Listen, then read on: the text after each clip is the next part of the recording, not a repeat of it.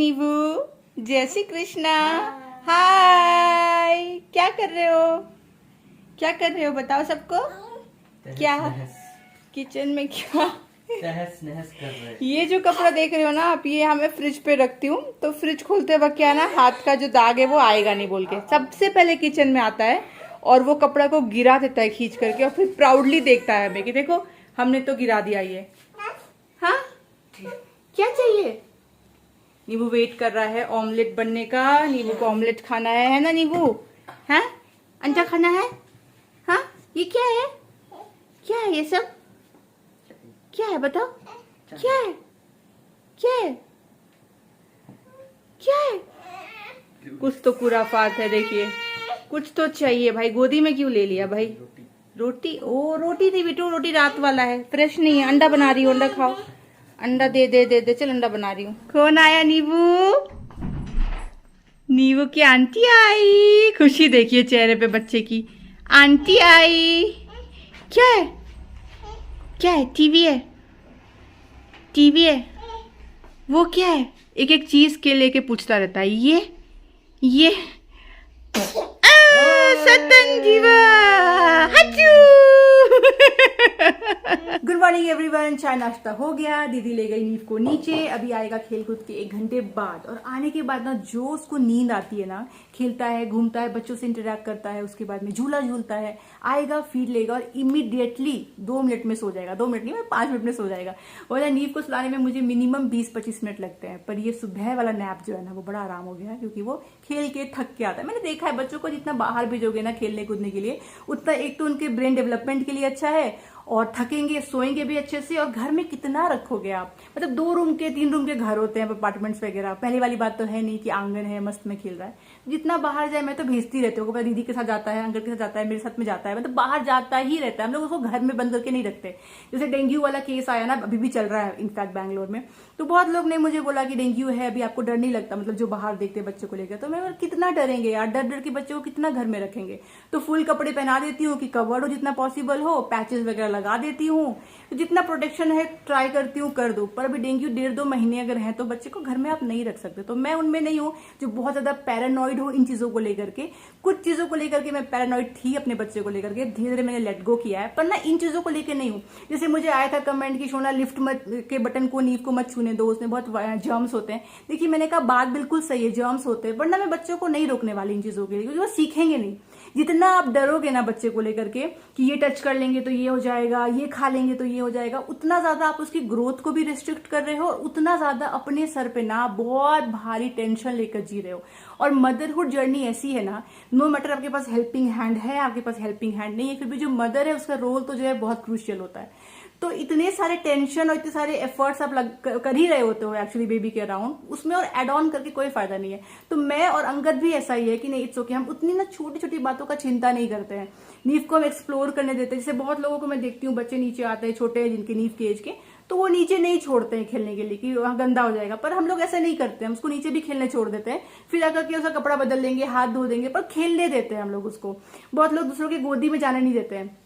हम लोग नीव को सिक्योरिटी गार्ड अंकल हैं उसके, एक बहुत प्यार करते हैं, वो उसके गोदी में जाता है, वो गोदी में लेकर के उसको डॉग्स दिखाते हैं, घुमाते हैं। हम सबके गोदी में नीव को जाने देते हैं। उसको जो टच करना है, जो देखना है, अगर सेफ होना चाहिए, ऐसा नहीं कि इलेक्ट्रिक करंट वाला लगा दिया, पर मतलब जनरली जितना चीजें सेफ है, हमें लगता है सही है, करना चाहिए एक्सप्लोर करने के लिए, हम उसको करने देते हैं। प्लास्टिक कौन निकाला नीवू? जा जा, पूरा निकल गया। जा जा। अभी नींबू जस्ट सोकर उठा है अपना सुबह का नैप लेके। आंटी के आने से पहले ही उठ गया, आज अपने आप उठ गया। क्या हुआ इसका? प्लास्टिक क्या हो गया? ऊपर का कवर क्या हो गया? क्या कहाँ है? कहाँ है? कहाँ है? क्या किया उसको तुम? कहाँ नोच के फेंका? हाँ, जा जा। उसको पूरा समझ में आ रहा है कि मैं क्या बोल रही हूँ। क्या हो गया इसका? कवर कहाँ गया नींबू? क्या हो गया? लो कैच कैच कैच कैच। अब तुम फेंको, मम्मा को दो। ये लो कैच। मम्मा को दो, मम्मा को दो। ऐसे ऐसे करके नहीं, ऐसे देखो, ऐसे कैच चलिए, सबसे पहले नीव के कपड़े धोने में डालती हूँ और इसके लिए ना मैं एक अलग साइकिल चलाती हूँ। सारे कपड़ों को ना मैं उल्टा कर देती हूँ। क्या होता है ना, आप देख रहे हो ना, यहाँ पे ऐसे ऐसे प्रिंट्स होते हैं ना, तो अगर आप सीधा धो दोगे तो कई बार रबर प्रिंट्स है ना वो खराब हो जाते हैं। तो हमेशा कपड़ों को उल्टा करके वॉश करना चाहिए। और जो छोटे छोटे मोजे वगैरह है ना नीव के, इतने छोटे छोटे होते हैं, इन सबको मैं ये मैश वाले बैग में डाल के वॉश करती हूँ। वॉश भी हो जाते हैं, ढूंढना बड़ा आसान है। बस आप इसको निकालो और सारे मोजे हो गए, बिप्स हो गए, आपको मिल जाएंगे। वरना कहाँ घुस जाएंगे ना मशीन में, आपको पता नहीं चलेगा। और एक चीज़ और जो मैं फॉलो करती हूँ वो ये है कि नीव के लिए मैं अलग लिक्विड डिटर्जेंट यूज़ करती हूँ। मैंने कई बार आपसे शेयर किया है। और जो मैं ब्रांड यूज़ करती हूँ वो है लव लैब। एक तो सबसे अच्छी बात यह है, कोई भी इसमें हार्मफुल केमिकल नहीं है, कोई भी इसमें आर्टिफिशियल कलर नहीं है, तो बेबी की स्किन के लिए अच्छा रहेगा। ये नॉन टॉक्सिक फॉर्मूला से बना है, डर्मेटोलॉजिकली ये टेस्टेड है और बहुत ही माइल्ड एंड जेंटल है बेबीज के स्किन के लिए। पर डर्ट एंड स्टेन्स पे बहुत ही टफ तरीके से काम करता है, तो बहुत ही अच्छा रहता है। ये प्रिवेंट करता है रीडिस्पोजिशन ऑफ डर्ट भी, और बहुत ही सॉफ्ट है इवन आपके हाथों के लिए। अगर आप हाथ से कपड़े धोते हैं ना तो भी कोई दिक्कत नहीं आने वाली है। तो अगर आपको लेना है लव लैब का ये बेबी लिक्विड डिटर्जेंट, मेरी तरफ से तो फुल ऑन थम्स अप है, तो जरूर चेकआउट करिएगा। लिंक मैंने आपको दे दिया है डिस्क्रिप्शन बॉक्स में, वहां पे जाके आप खुद के लिए परचेस कर सकते हैं। ये है आज नीव का लंच। इसमें ना बहुत सारे ग्रेन्स है, ये मल्टी ग्रेन है। और ये जो आप देख रहे हो ना, ये ब्लैक ब्लैक जो दिखने में आपको राई जैसा लग रहा होगा, एक्चुअली ये रागी है। तो रागी के पीसने से पहले जो फॉर्म होता है ना, ये वो है। तो हमें जो दुकानदार है उसी ने बताया, जो ऑर्गेनिक शॉप है ना वहां से खरीदा हमने। हमारे लंच में क्या है देखिए, आज सत्तू का पराठा। ये अंगद को और मुझे, हम दोनों को ही पसंद है। अंगद को ना वैसे सरसों तेल में बना हुआ कुछ भी ज़्यादा पसंद नहीं आता, पर ये एक्सेप्शनल है क्योंकि इसमें सरसों का तेल तो बहुत पड़ता है, पर उसको बहुत टेस्टी लगता है। और साथ में देखिए सब्जी में क्या है, सब्जी एंड दाल मिक्स्ड है ये। तो इसमें ना दाल भी है, बीटरूट भी है और पालक भी है। ये बहुत टेस्टी एंड हेल्दी होता है। पर ये रोटी पे नहीं खाया जाता, ये खाया जाता है राइस पे। यहाँ पे स्टार्ट हो गई है देखिए हमारे आने वाले वेकेशन की शॉपिंग। और अंगद खुद से आया है मुझे बोलने के लिए कि मैं इनमें से कौन से कपड़े लूं। मतलब मैंने अंगद को फोर्स नहीं किया इस बार। तो ट्रिप के लिए अंगद भी एक्साइटेड है ना। एक बार मैं तुमको पूछ के ही लेता हूँ, नहीं, पर जनरली मुझे तुम्हें धक्का मारना पड़ता है। अंगद अब खरीद लो यार, अब खरीद लो। हाँ, इस बार सामने से वेरी गुड वेरी गुड। ऊपर ऊपर अब बदमाशी करने लगा। ऊपर करके दिखाओ नीबू, ऊपर थोड़ा और ऊपर थोड़ा। Yes, good job, very good. Yes yes yes yes, जितना मन है उतना ही पीना है। हाँ, दिखावा दिखावा में ज्यादा हो जाएगा, में ज्यादा हो रहा है अब लग रहा है। तो इसको हम लोग ट्रेन कर रहे हैं कि वो अच्छे से ऊपर करके भी पीना सीखे, कि कम पानी रहे ना तो भी पी पाए। हो गया Done. हो गया नींबू का। नहीं भाई, उसको बहुत मजा आता है। ऊपर ऊपर करो, बोतल वैसे नहीं, मुंह में डाल, गिरा रहा है पूरा। ऊपर करो नींबू। बस हो गया, सारा ध्यान अब खेल पे है। कहाँ है पानी, कहाँ है? हाँ हाँ, गिर गया गिर गया। ये देखो यहाँ पे गिरा है, यहाँ पापा का पैंट पे गिरा है। यहाँ पे गिर गया पानी, यहाँ पे भी है पानी। पी के पीना है, वेस्ट नहीं करना। पी के देखो, पियो खुद से खुद से खुद से। होल्ड होल्ड होल्ड, ऊपर करो ऊपर। अरे हो गया। उसका ध्यान अब इस पे चला गया है। ये नींबू का मंचिंग है, जब उसको कुछ खाने का मीठा मीठा मन करे, पापा देंगे, पापा दीजिए, तो वो ये ब्लैक किशमिश या नॉर्मल किशमिश खाता है। दे रहे हैं, वेट वेट। वो पानी नहीं है, वो पानी नहीं है। मैं देती हूँ। ऐसे करके ये सीडलेस वाला है, तो मैं इसको ना ऐसे पचका देती हूँ, फिर ये लो। 3 hours later. Good evening. शाम के 4:45 बज रहे हैं। नींव सो के उठ गया, तो मैंने भी अपना लैपटॉप बंद कर दिया। पिछले 2-2.5 घंटे से अपना मैं दिमाग का दही कर रही हूँ, और सिर्फ आज ही नहीं, पिछले कई दिनों से कर रही हूँ। एक प्रोजेक्ट लेके रखा है और इतना कॉम्प्लिकेटेड हो गया ना मेरे लिए। कभी कभी तो मुझे लगता है कि मैं बेकार ही, मतलब इतना ज़्यादा प्रेशर ले रही हूँ अपने प्रोफेशनल लाइफ का। जो हो रहा है उसी पे फोकस करना चाहिए। अभी आप देख रहे हो व्लॉग्स भी मेरे जो है वो बहुत ज़्यादा इरेगुलर हो गए पिछले कुछ दिनों से। उसका एक बड़ा रीज़न ये भी है कि मैंने जो एक काम पकड़ा हुआ है, एक डिज़ाइनिंग का काम पकड़ा हुआ है, वो मेरा इतना टाइम टेकिंग हो गया है ना। याद है मैंने शेयर किया था, एक मीटिंग भी थी मेरी शाम को, मुझे एक दिन एक मीटिंग करना था, उस दिन भी वो मीटिंग 1.5 घंटे चली। उस दिन भी मैं इतना पकी ना, मुझे ना थोड़ा सा ना, मैं देख रही हूँ कि इरिटेशन हो जा रही है बात करने में लोगों से। मतलब पता नहीं क्या ऐसा हो रहा है। पहले ना मैं बहुत ही कूल हेडेड रहती थी, कुछ भी अगर किसी को समझाना है ना तो पेशेंस के साथ मैं समझाती थी। कोई भी फीडबैक अगर मुझे सामने वाला दे रहा है मेरे काम को लेकर के, तो मैं अभी उसको बहुत ही पेशेंस से लेती थी। अभी क्या हो गया है मेरे अंदर, क्या केमिकल लोचा हुआ है ना, पेशेंस थोड़ा सा मुझे कम आ गया है। मुझे लगता है कि जब बहुत कुछ चल रहा होता है तो आपको लगता है कि अरे यार, जो भी रीजन है, मैं नहीं बोल रही हूँ कि सामने वाले की फॉल्ट है, मेरी ये फॉल्ट है कि मेरे अंदर क्यों पेशेंस कम आ गया, जबकि मेरा ये क्वालिटी है कि मैं बहुत ही शांत दिमाग से चीजों को समझ के जवाब देती हूँ। तो अभी जिस पे मैं काम कर रही हूँ ना, उसमें देखिए एक बंगलो है, ठीक है। उस बंगलो में एक नीचे और एक ऊपर ना 2 भाई रहने वाले हैं। तो जो भाई नीचे रहने वाले हैं वो बड़े भाई हैं, वो वास्तु में बिलीव नहीं करते हैं। जो भाई ऊपर रहने वाले हैं वो वास्तु पे, एस्ट्रोलॉजी पे बहुत बिलीव करते हैं। तो ऑफकोर्स अपने भाई के कहने पे, मतलब ऊपर वाला जो भाई है उसने बहुत इंसिस्ट किया अपने बड़े भैया को कि जब घर बनाएंगे तो वास्तु के अकॉर्डिंग ही बनाएंगे। तो मेरा बहुत बिलीव सिस्टम है। तो उन्होंने बोला जो करना है तुम अपने फ्लोर पे कर लो, मैं तो ये सब मानता नहीं हूँ, मुझे तो चाहिए कि भाई यूटिलिटी अच्छी होनी चाहिए, उस हिसाब से मैं डिजाइन करूंगा, मुझे ये सब का पंगा नहीं लेना है। तो जो ऊपर वाला जो भाई है वो आया रिक्वायरमेंट लेकर के फर्म के पास में कि मुझे वास्तु पे डिजाइन कर दो, ऊपर वाला घर, मेरा वाला पार्ट जो है उसमें कहाँ पे क्या प्लेस होगा आप बता दो, और नीचे वाला भाई को कोई मतलब नहीं है। अभी देखिए होता क्या है ना कि वास्तु जो है, अगर नीचे के फ्लोर का गड़बड़ है, अपार्टमेंट की मैं बात नहीं कर रही हूँ, मान लीजिए अपार्टमेंट में मैं रहती हूँ, मान लीजिए सेकंड फ्लोर पे और फर्स्ट फ्लोर पे भी कोई रहते हैं, तो फर्स्ट फ्लोर का जो वास्तु में अगर कुछ प्रॉब्लम है तो मुझे वो असर नहीं करेगा। बहुत लोग ये मानते हैं कि अगर ग्राउंड फ्लोर के ही घर में प्रॉब्लम है तो पूरी बिल्डिंग के हर एक घर में वो इफेक्ट आएगा, पर एक्चुअली अपार्टमेंट लिविंग पे ये नहीं होता है। अगर ऐसा हो रहा होता ना तो फिर तो मान लीजिए जो ग्राउंड फ्लोर पे रहता है, मान लीजिए उसका बहुत बड़ा दोष है, उसने कुछ ऐसा कर दिया अपने घर में बनाने में, कुछ गलती कर दी जिसकी वजह से मान लीजिए सीरियस हेल्थ इंपैक्ट आ रहा है, तो क्या सारे लोगों के ऊपर में आएगा जो लोग रहते हैं सेकंड थर्ड फ्लोर पे? ऐसे तो मल्टी स्टोरी बिल्डिंग में तो सब लोग ही परेशान हो जाए, ऐसे वास्तु काम नहीं करता। लेकिन जब आप बंगलो बना रहे हैं, वो बंगलो जो है उसमें ग्राउंड का जो फ्लोर है और जो अपर फ्लोर है वो उसको एक माना जाता है। मतलब अपार्टमेंट लिविंग में और बंगलो लिविंग में डिफरेंस है।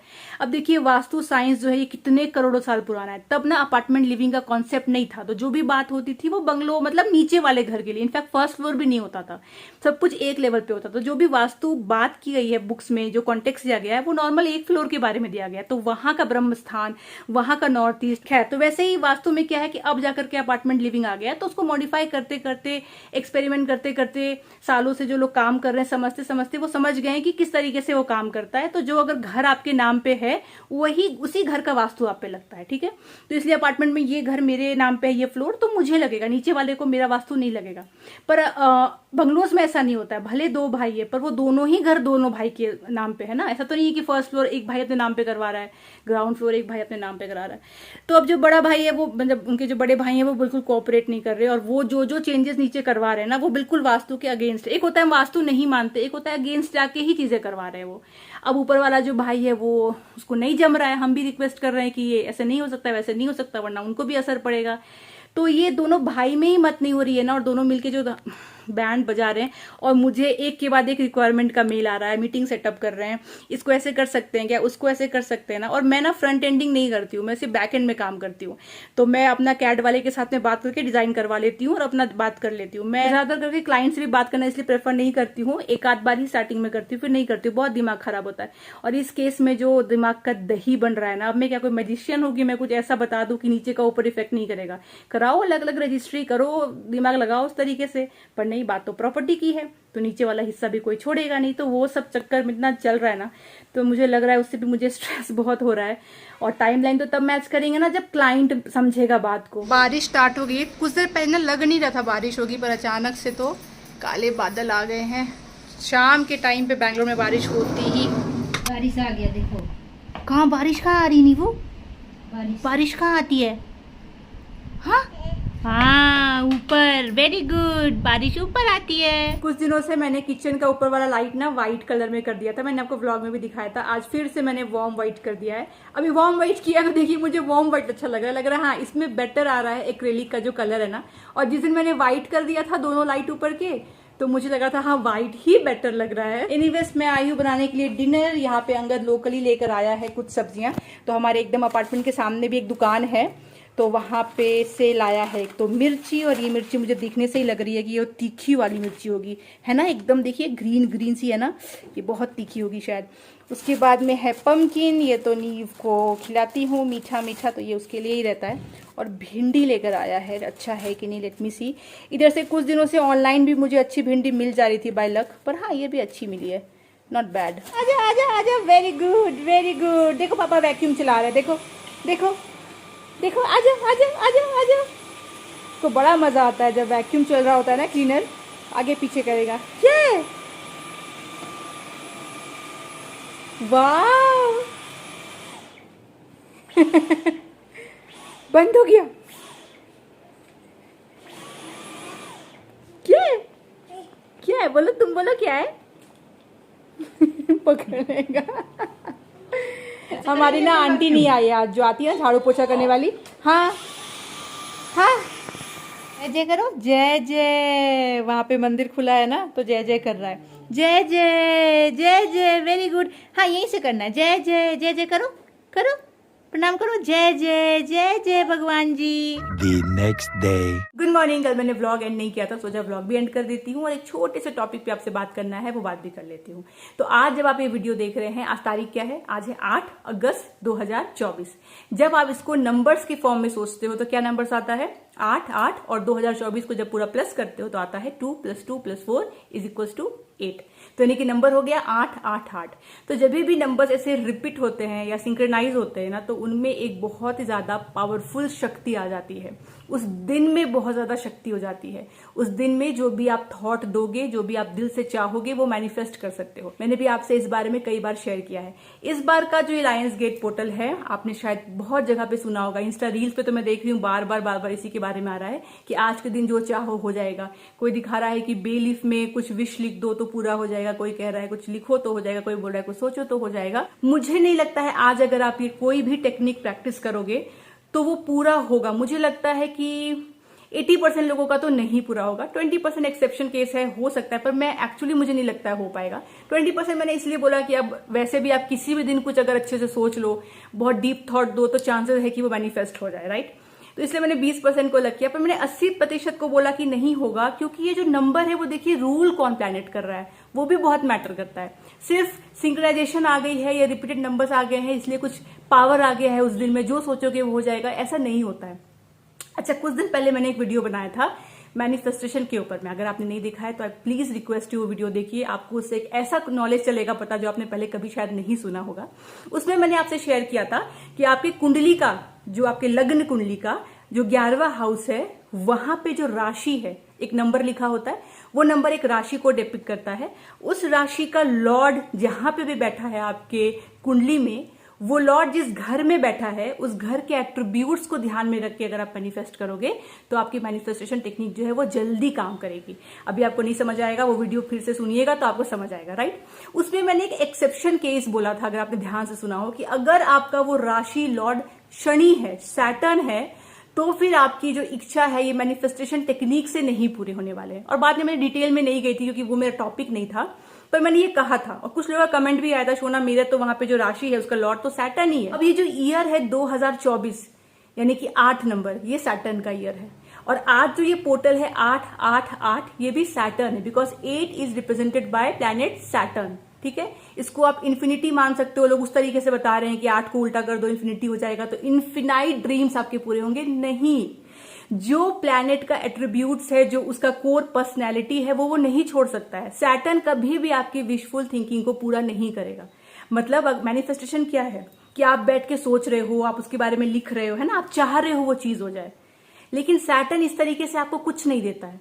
सैटर्न जो है वो कर्म प्रधान प्लैनेट है। जब तक आप कर्म नहीं करोगे, रगड़ के कर्म नहीं करोगे, आपको वो नहीं देने वाला है। तो हाँ, अगर आप मान लीजिए, सपोज एग्जांपल दे रही हूँ कि आपको एक गाड़ी खरीदनी है, ठीक है, कुछ दिनों से आपके दिमाग में ये चल रहा है और आप उसके लिए मेहनत कर रहे हो, मतलब आप पैसे कमा रहे हो, पैसे को सेव कर रहे हो, अलग अलग शोरूम जाकर के टेस्ट ड्राइव ले रहे हो, और आपका मन है यार फिर भी हो नहीं पा रहा, और आज के दिन आप उस चीज को विशफुल थिंकिंग करते हो, मैनिफेस्ट करते हो, अलग अलग टेक्निक यूज करते हो, और फिर आपको वो गाड़ी मिल जाती है। सपोज करिए 1-2 हफ्ते में ही आपकी बुकिंग हो जाती है, तो आप बोलोगे अरे मैंने उस पोर्टल में किया था इसलिए हो गया। नहीं, क्योंकि आप उसके पीछे लगे हुए थे, कर्म कर रहे थे कुछ दिनों से, और फिर आपने आज चलिए प्रे भी किया गॉड से। मैनिफेस्टेशन टेक्निक करते हुए आप क्या करते हो, एक्चुअली आप उसको इतना थॉट देते हो, एक तरीके से प्रे ही कर रहे होते हो, तो पूरा हो जाएगा। पर अगर आपने कर्म नहीं किया है और बस आप सोच रहे हो बैठ के, तो आज का जो ये पोर्टल है ये आपको कोई हेल्प नहीं करेगा, क्योंकि सैटर्न वैसे देता ही नहीं है। सैटर्न कभी भी मैनिफेस्ट करने के लिए आपको बैठ कर मैनिफेस्ट कर रहे हो, लिख के कर रहे हो, सोच के कर रहे हो, विजुअलाइज कर रहे हो, नहीं देगा। वो ऐसे काम नहीं करता है, उसको नहीं आता ये सब। वो जो सॉफ्ट प्लैनेट्स है ना, वो ऐसे देते हैं। तो जब वीनस का पोर्टल आएगा, जब मरकरी का पोर्टल आएगा, जुपिटर का पोर्टल आएगा, मून का पोर्टल आएगा, तब आपकी ये विशफुल थिंकिंग काम आ सकती है, क्योंकि एनर्जी बहुत हाई होती है। और ये जो सॉफ्ट प्लैनेट्स है ना, ये देते हैं। ये आप अगर आप सोचोगे, मन से इच्छा करोगे, आपको मिल सकता है। सैटर्न नहीं करता भाई वैसा, उसको वो एक टीचर है, वो एक स्ट्रिक्ट टीचर है। तो इसीलिए इस पोर्टल में मैं नहीं मानती हूं कि आप मैनिफेस्ट करोगे सोच करके, होगा नहीं। कर्म ही करना पड़ेगा, ये पूरा साल ही कर्म करने का है। 2024 में जब तक आप रगड़ के मेहनत नहीं करोगे, कुछ नहीं मिलने वाला आपको, कुछ भी नहीं। जैसे आपने सोचा होगा कि यार पिछले साल तो ऐसा हुआ था कि एक चीज मैंने पा ली थी, मैंने उसके लिए उतनी मेहनत भी नहीं करी थी, बस सोचा था, हुआ था। इस साल वो नहीं होने वाला, किसी के साथ नहीं होने वाला। सैटर्न जिनकी कुंडली पे वेल प्लेस्ड भी है ना, उनको भी ऐसे मर्सी नहीं करते, उनको भी काम करा के ही देते हैं। और फिर जिनकी कुंडली में वेल प्लेस्ड नहीं है, उनकी तो बात ही छोड़ दीजिए। तो इसीलिए मैं आपको बता रही हूं कि अगर आप सोच रहे हैं करने का, करिए। देखिए, मैनिफेस्टेशन टेक्निक को कभी भी अप्लाई करने में कोई बुराई तो नहीं है। अगर आप सोच रहे हो कि रात को आज 8 बजे से कुछ मैं मैनिफेस्ट करना स्टार्ट करती हूँ कोई भी टेक्निक से, और 8:08 तक करती हूँ, तो कोई हर्ज की बात नहीं है, कुछ बुरा नहीं होगा। पर एक्सपेक्टेशंस बिल्कुल मत रखिएगा कि मैंने वो किया था, इतने सारे रील्स वीडियोस देखे थे, पर मेरा कुछ हुआ क्यों नहीं होगा।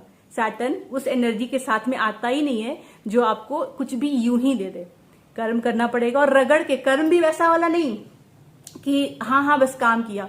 मेहनत होनी चाहिए, दिल से मेहनत होनी चाहिए, आपको खटना पड़ेगा, तब जाके सैटर्न कुछ भी देता है। जैसे कि जिनका बर्थ डेट जिनका है बताइएगा 8 तारीख को है, जिनका बर्थ डेट जो है वो 26 तारीख को है, जिनका बर्थ डेट जो 17 तारीख को है, ये लोग मुझे आप बताइए, कभी भी लाइफ में आपको कुछ भी यूं मिला है क्या? एकदम ही आसानी से मिल गया हो? अगर एकदम ही आसानी से मिल गया हो, इक्का दुक्का लोग बोलेंगे नहीं मेरा तो है ये 8 नंबर, लेकिन बहुत आसानी से मिलता है, तो फिर और कुछ ऐसे प्लेसमेंट होंगे इनके चार्ट में जो इनको हेल्प कर रहे हैं। पर सैटर्न का नंबर है भाई, थोड़ा तो स्ट्रगल देता ही है वो लाइफ में, इजीली कुछ नहीं देता। तो इसीलिए आई डोंट थिंक ये वर्क करेगा। पर हाँ, अभी समय बड़ा अच्छा चल रहा है, क्योंकि अभी जो सन है ना, वो लियो साइन में है, मतलब सूर्य जो है वो भी सिंह राशि में है, मतलब वो स्वगृही है। तो जो 1 महीने का पीरियड है ना, अभी जुलाई एंड से लेकर के अगस्त एंड तक में, ये बड़ा साहस का पीरियड है, बहुत ही कर्म प्रधान पीरियड है, बहुत ही ज्यादा रूल। अगर आप कुछ चीज करने का सोच रहे हो और उसमें थोड़ा सा एफर्ट लगाओ, थोड़ा सा आप उसमें साहस दो, तो आपको रिजल्ट अच्छा मिलेगा। क्योंकि अभी सन लियो में होने का मतलब है बहुत पावरफुल पोजीशन है, तो उस तरीके से अच्छा है आप साहसी होकर कुछ काम करो। पर विशफुल थिंकिंग मैनिफेस्टेशन सैडली अभी काम नहीं करेगा, पर इन जनरल लाइफ में बहुत काम करता है। तो अगर आप डेली प्रैक्टिस करते हो तो कोई दिक्कत नहीं है, या फिर जनरली करते हो, पर आज ही के दिन सिर्फ करोगे और फिर कल छोड़ दोगे और ये आपको देगा कुछ नहीं देगा। ये वाला साल वैसा नहीं है, ये वाला पोर्टल वैसा नहीं है मेरे हिसाब से। बाकी आप लोग मुझे कमेंट में बताइएगा। चलिए, इसी के साथ मैं आज का वीडियो यहीं तक रखती हूँ। आशा करती हूँ आपको अच्छा लगा हो। मैं मिलूंगी आपसे अगली बार, तब तक आप लोग अपना ख्याल रखिए और मेरे वीडियोस को देखते रहिए। Bye bye.